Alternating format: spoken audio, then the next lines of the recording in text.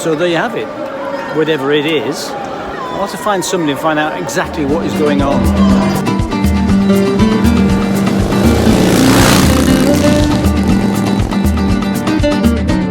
Today's journey takes us about 150 miles southwest. It'll take us about 3 to 4 hours with stops. Hopefully pick up some finer weather as well.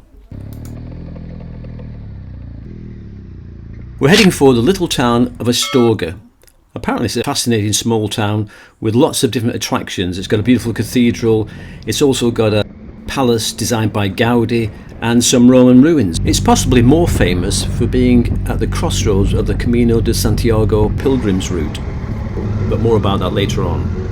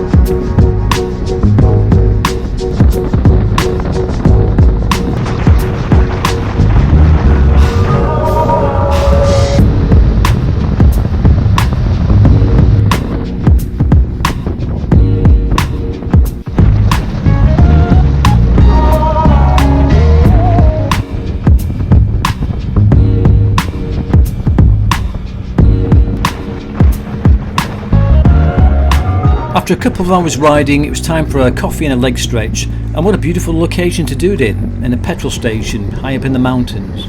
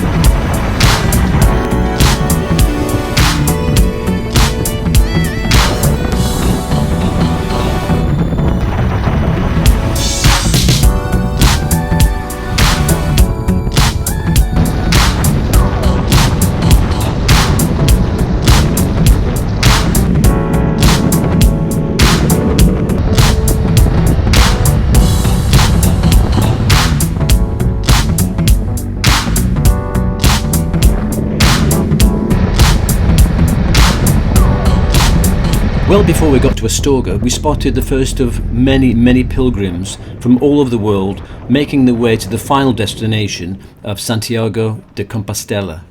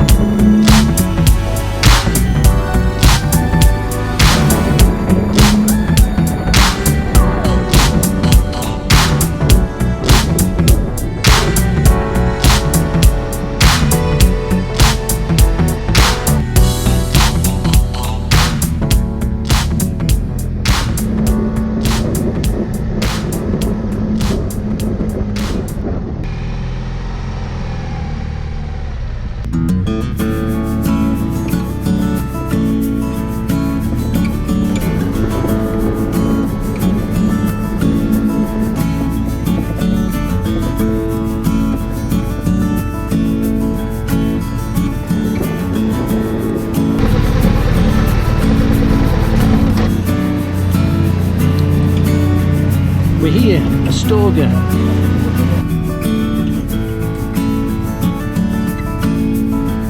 As with most of the centrally located hotels, parking space is at a premium, so the next challenge was to find out exactly where we could leave our bikes.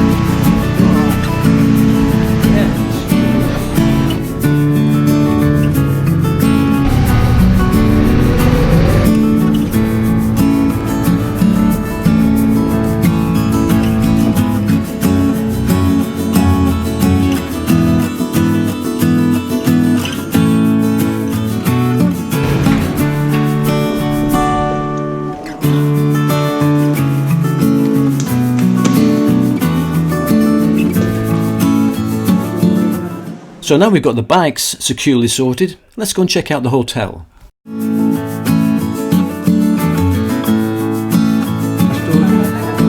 Ciudad de Astorga Hotel Spa. Hasta luego. Looks like a nice place actually. We've got time to use the spa.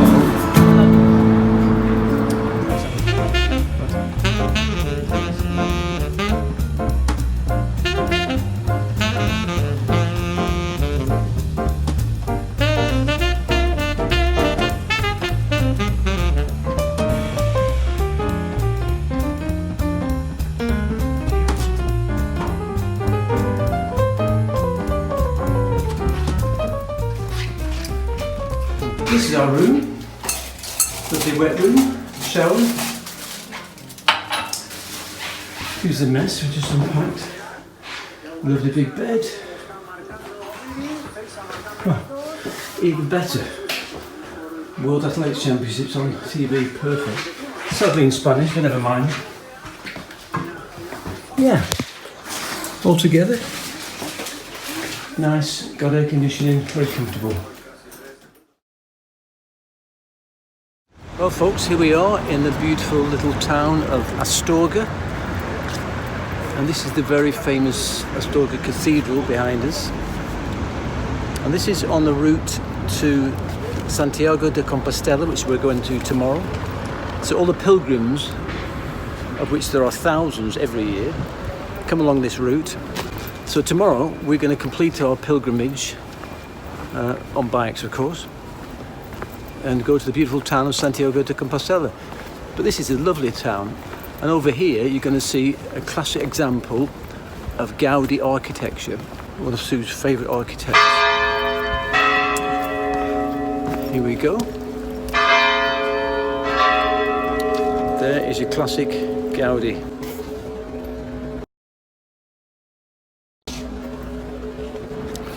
A miniature version of the one in Barcelona. But it's a lovely town. And right now, it's, what time is it, babe? Beer o'clock. Beer o'clock. So, we're going to find some beer and tapas. So we'll see you later. Gracias.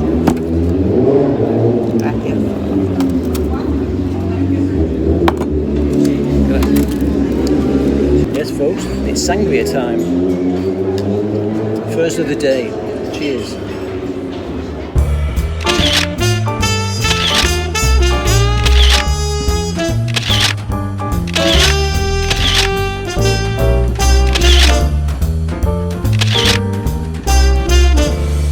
The next day we set off west for about a 4-hour ride to the very famous Santiago de Compostela. Having been fascinated by the whole pilgrim phenomenon, we were determined to find out exactly what it was all about.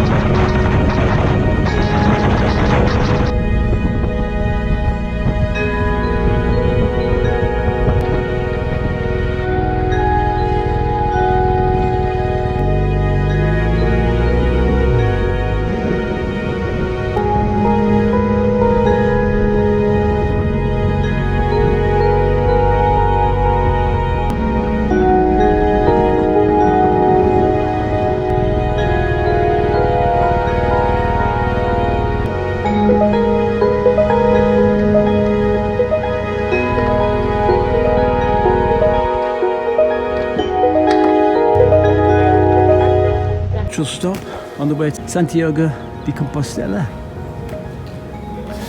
One thing about these service stations, they're always empty. Plenty of space, not crowded. Even the motorways aren't crowded. Looks like it's nice in there though. It's fine, it's quiet.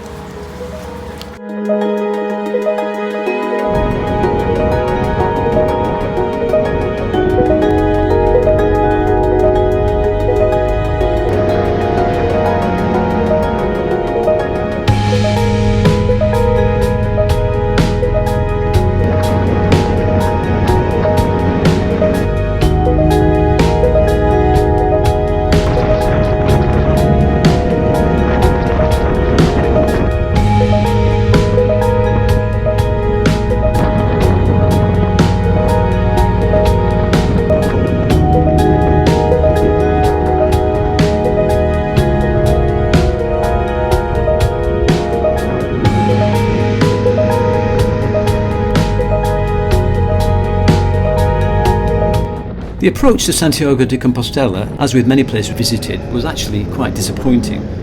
It's just a modern town, a population of about 95,000. However, it's only when you get to the old town, the medieval town, that the place becomes very special. But first of all, let's find our hotel for the couple of days we're going to be staying there.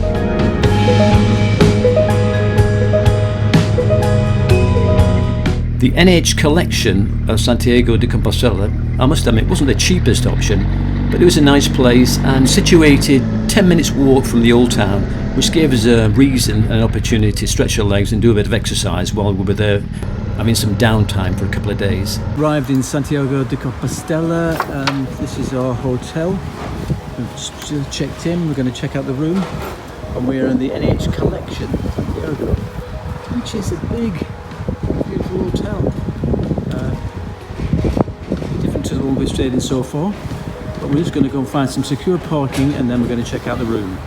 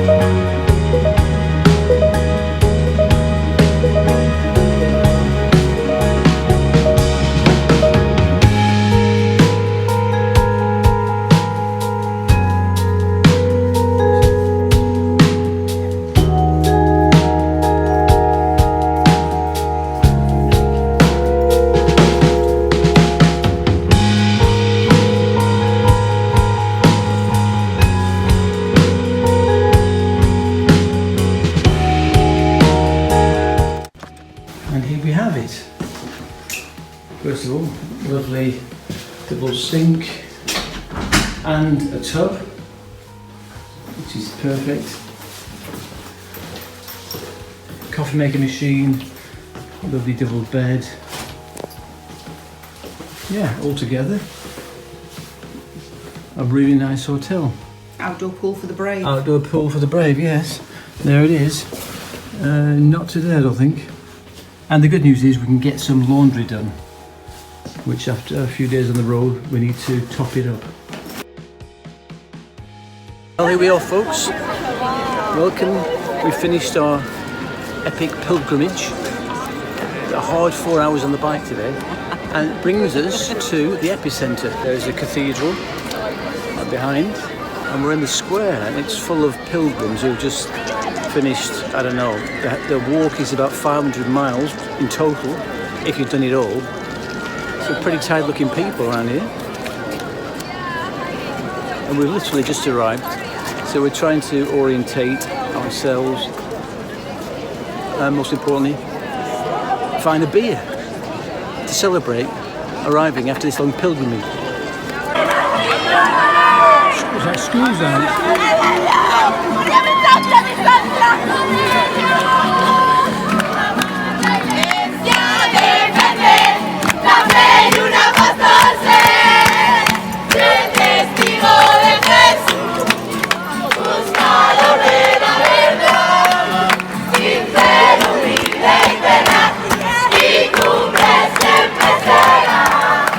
Exactly. Must be beautiful. It must be.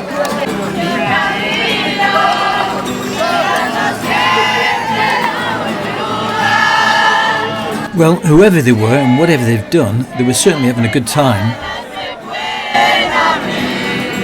All the pilgrims on the way wear a scallop shell. It's the emblem of St. James and symbolises the fact that he was a fisherman in Galilee.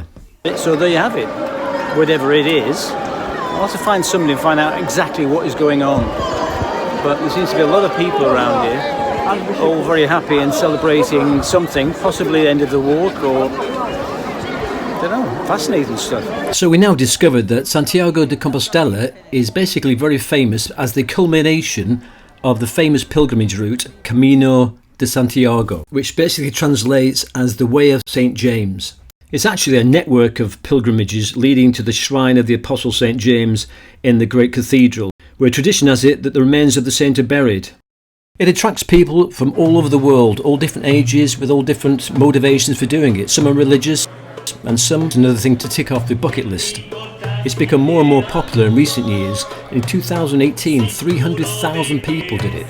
Maybe they were influenced to some degree by the film called The Way, starring Martin Sheen. Of the many different routes, the most popular is called the French Way, and if you did it from the beginning, it would take you about 500 miles and several weeks to complete. So there you have it, folks, a brief history of the Way. Now it's time for beer and tapas. Cheers. Right, it's starting to rain outside, so we popped into this little tapas bar for a snack, and it's 4:35. Before we go back, download the GoPro footage, get showered, get changed, and come back and do it all over again. Cheers.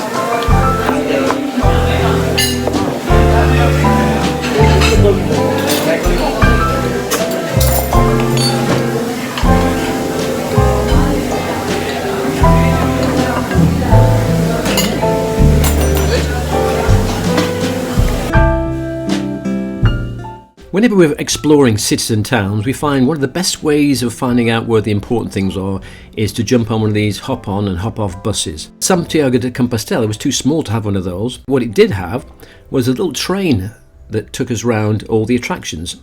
So we thought, why not? Sadly, it turned out to be one of those uncomfortable, dismal city tours we'd ever experienced.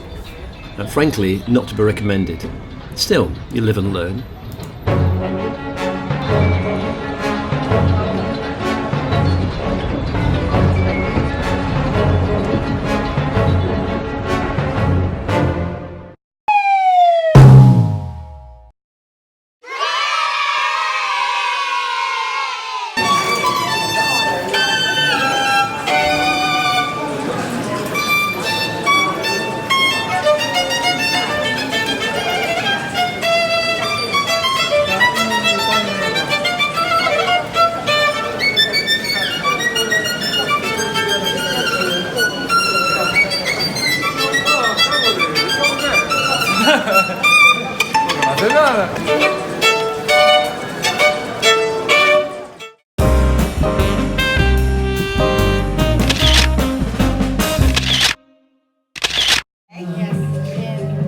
So this is where the walk finishes?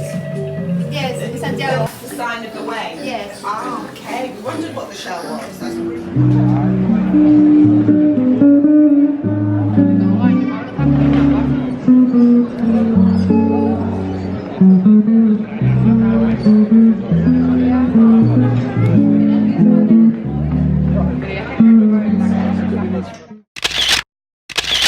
So we are final night in Santiago de Compostela, and we're here having a pre-dinner drink and a little bit of tapas. A beautiful tortilla, one between two. This will tide us over before we go to our tapas bar, won't it? So, spritzer and beer. And we'll sit here and watch the world go by.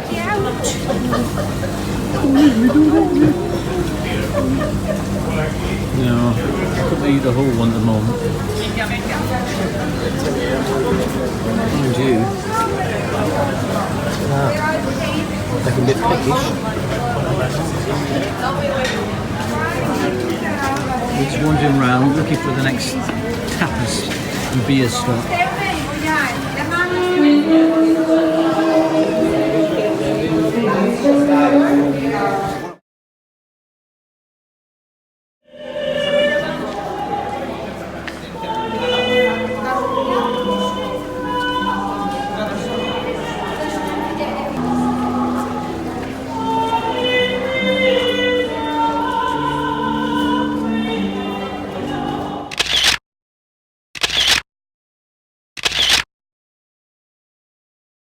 This is Russian salad.